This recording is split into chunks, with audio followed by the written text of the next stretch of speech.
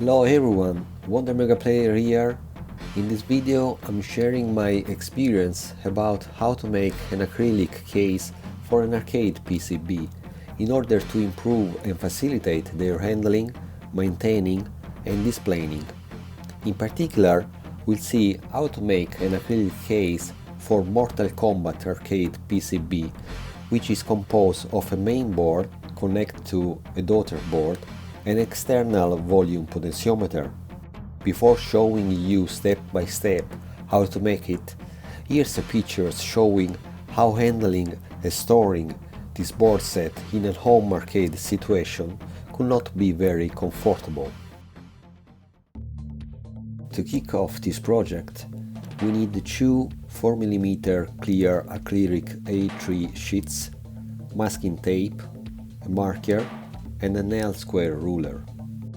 We also need a set of standoff spacers, screws, nuts and washers, a set of plastic hinge screw cover caps, a set of nylon flat washers and an additional set of screws of various lengths.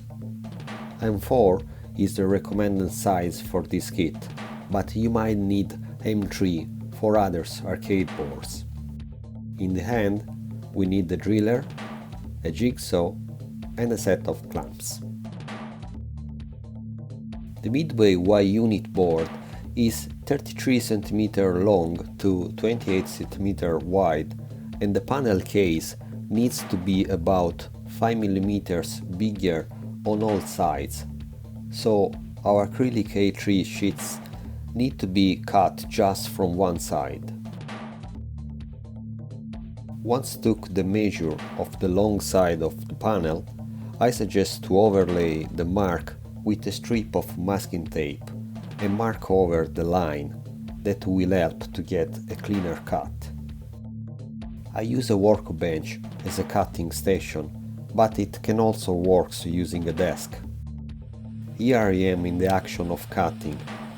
I suggest using a blade for metal and running the jigsaw at low RPM because an higher speed could melt the acrylic. After cut the first panel, we use it to mark the cutting line on the second panel. Once we have made both panels at the same sides, we overlay each other and fix with some masking tape. Then it's time to overlay and center on them the main board and mark with a dot the center of each mounting holes located at the edge of the board. So we can proceed drilling the holes using a 3.5 mm drill bit for wood and then widen them with a 4 mm drill bit for metal. After that, it's time to find the right location for the daughter board and the volume pot on the top panel and drill the holes with the same method used for the main board. After making the mounting holes, it's time to mark the hole location for the volume pot knob that we are going to do using a 24 mm hole saw. Even all the drilling operation have to be carefully done at the low RPM. Finally, we can start to operate with the standoff spacer kit, like it's shown in the following pictures, and fit our main board on a layer of plastic washers. Then, we need to assemble a taller spacer of about 75 mm which will support the top panel. I used also some black nylon standoff as I ran out the brass ones. Then it's time to make the spacer for the daughter board and assemble it to the top panel.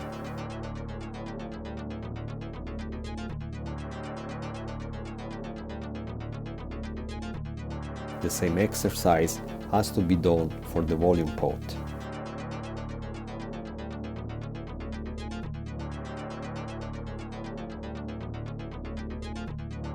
Now the panels are ready to be assembled each other.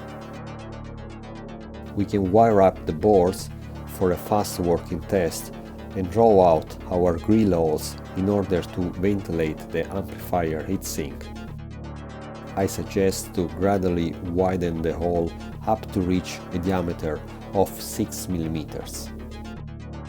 Once completed the case assembly, I proceed to rewire the boards as the existing cables are too long to be well fitted in the case.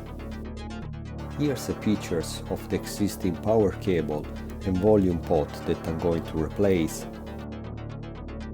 Regarding the volume pot, I've got a new one of 50k ohm which comes with knob and mounting washers. Also, I'm going to use a 3.96 pitch JST connector, which is different of the existing connector, but it will do the same job. Wire use is 18 AWG. Regarding the power cable, I use the same connector described previously, and as you can see in these pictures, I wired just the pins that actually carry the power. Once we have everything ready, we can start the final assembling by wiring the volume pot, the new power cable and the existing data cable to the daughter board. Then we screw fix the daughter board to the top panel and we pass to operate to the bottom panel by mounting the first layer of standoff combined with the plastic hinge screw cover caps. So, after lining the main board, we fix the second layer of taller spacers. And finally, we can fix on top the top panel. Now, let's see some details and enjoy a few pictures of the work done.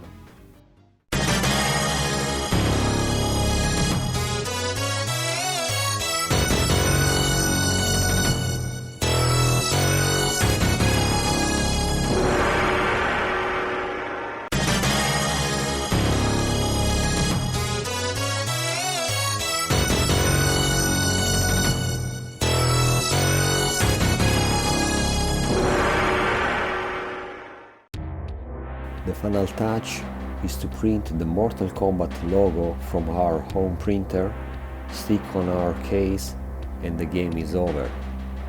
I hope you enjoy watching this video, and I hope it will be an inspiration for others retro gaming projects. Stay tuned, I'll see you in the next one.